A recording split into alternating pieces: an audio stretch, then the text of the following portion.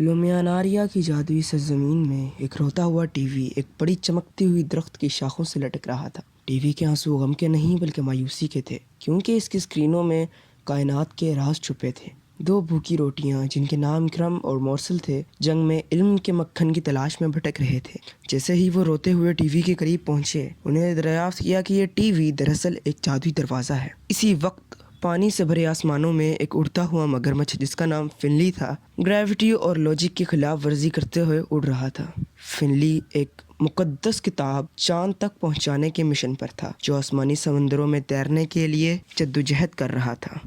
لیکن صرف چاند ہی مشکلات کا سامنا نہیں کر رہا تھا۔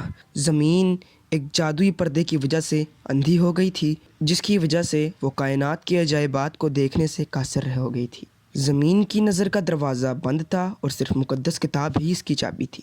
فنلی کتاب کو اپنے جبڑوں میں تھامے روتے ہوئے ٹی وی کی طرف اڑتا رہا۔ جیسے ہی وہ قریب پہنچا، ٹی وی کی اسکرین جھلملا اٹھی اور ایک چھپا ہوا پیغام ظاہر ہوا: کتاب کے لیے اڑو اور کائنات اپنے راز ظاہر کرے گی۔ نئی ہمت کے ساتھ فنلی ٹی وی کے دروازے سے گزر گیا اور کرم اور مورسل اس کے پیچھے چل پڑے۔ وہ سب کائنات کے سفر پر نکلے، چاند کی روشنی اور زمین کی سرگوشیوں کی رہنمائی میں۔ ستاروں کے بیچ سے گزرتے ہوئے زمین کی نظر کا دروازہ کھلنے لگا اور سیارے کی بصارت بحال ہو گئی۔ چاند جو اب آسمانی سمندروں میں تیرنے کے قابل ہو گیا تھا، فنلی اور روٹیوں کے ساتھ اس مہم میں شامل ہو گیا۔ مقدس کتاب کے ذریعے ساتھیوں نے کائنات کے راز کھول دیے اور روتے ہوئے ٹی وی کے مایوسی کے آنسو خوشی کے آنسوؤں میں بدل گئے۔ لومیاناریا کی جادوئی سرزمین ہمیشہ کے لیے بدل گئی اور تخیل کا جادو آزاد ہو گیا۔